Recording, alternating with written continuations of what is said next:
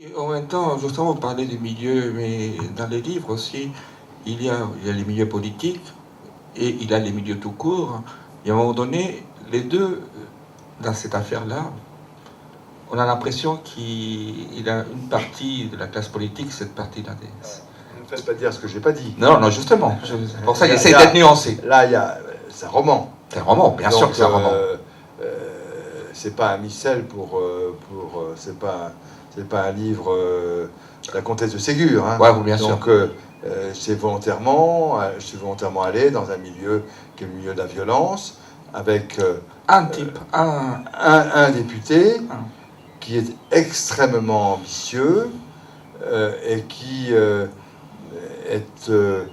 au départ très naïf, veut réussir une campagne électorale, a besoin d'argent, ancien avocat, et qui progressivement, c'est ça qui m'intéressait, est par sa faiblesse, sa légèreté et sa naïveté, pris en main par un certain nombre de personnages qui veulent se servir de lui pour avoir des avantages. Il ne se rend même pas compte, d'ailleurs. Au départ, il ne s'en rend pas compte. Il ne s'en rend pas compte, et quand il s'en rend compte, c'est trop tard. C'est trop tard. Il a besoin, ces gens ont besoin d'obtenir des passe-droits, et donc ils investissent dans ce personnage, et ils arrivent à le faire élire, il est élu, le type découvre la politique, mais il ne se rend pas compte qu'il est arrivé là parce qu'il y avait autour de lui des personnages qui avaient très peu de moralité et qui se sont servis de lui, qui ont investi en politique. Comme je dis à un moment, il faut que l'investissement, ça rapporte. Retour sur investissement. Or, ces voyous avaient bien compris qu'il avait des chances d'arriver assez haut, d'être proche des cercles du pouvoir, peut-être même de devenir un jour secrétaire d'État, et donc il fallait l'aider. Et puis chaque fois que le type veut prendre un peu sa liberté, on lui rappelle que sa campagne électorale a été financée par tel fonds, on lui rappelle qu'il est intervenu dans telle affaire à la limite, qu'il a obtenu tel passe-droit, et finalement le type, le pauvre député, qui n'est pas très malin, il est complètement ficelé. Complètement ficelé. Le crime ne paye pas. Le crime ne paye pas pour lui, Pour lui, oui. Il va fuir. Il va fuir. Et donc, c'est très difficile parce que la lutte pour le pouvoir est quelque chose de très dur aujourd'hui. Et donc, il faut beaucoup de caractère pour éviter que viennent tourner autour de vous des gens qui veulent se servir de vous. Et comment est-ce qu'on peut déceler ces gens-là? Il n'a pas su le faire, lui.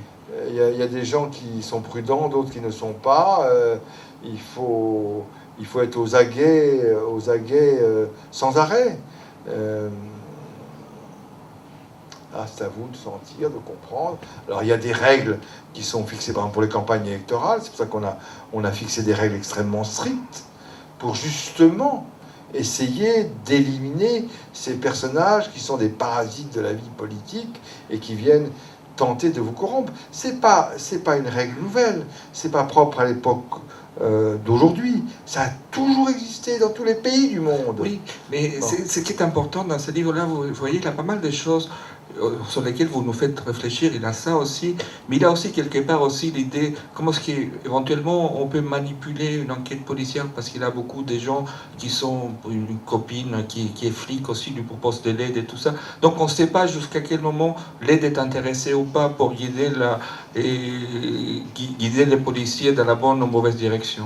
Oui, mais il y a sans arrêt des intérêts particuliers qui se greffent, soit les intérêts de carrière, soit les intérêts de clan, et on essaie, quand on voit que l'affaire devient un petit peu politicienne, eh bien, on voit ces personnages qui arrivent et qui voudraient entraîner l'enquête dans cette direction pour des raisons qui leur appartiennent, soit des raisons de carrière professionnelle pour cette jeune commissaire, cette jeune femme qui va devenir commissaire et qui a une obsession, c'est de rentrer là où son père était déjà flic, c'est-à-dire dans les services de renseignement, et donc elle renseigne sans arrêt. Et puis l'autre commissaire qui a une appartenance politique qui voudrait régler des comptes.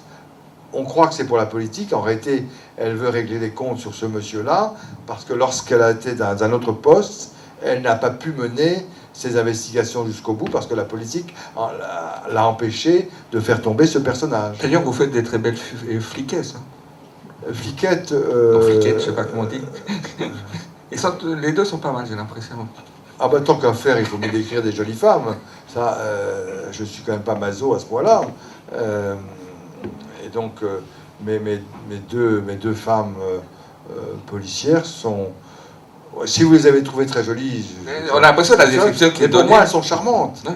Mais plus vous êtes charmante, plus il faut se faire attention. Vous savez, Matahari, c'est pas n'importe qui.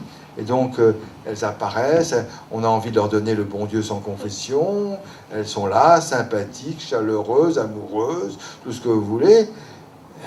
Mais derrière, c'est pas si simple. Messieurs, faites attention quand vous tombez dans les bras d'une femme.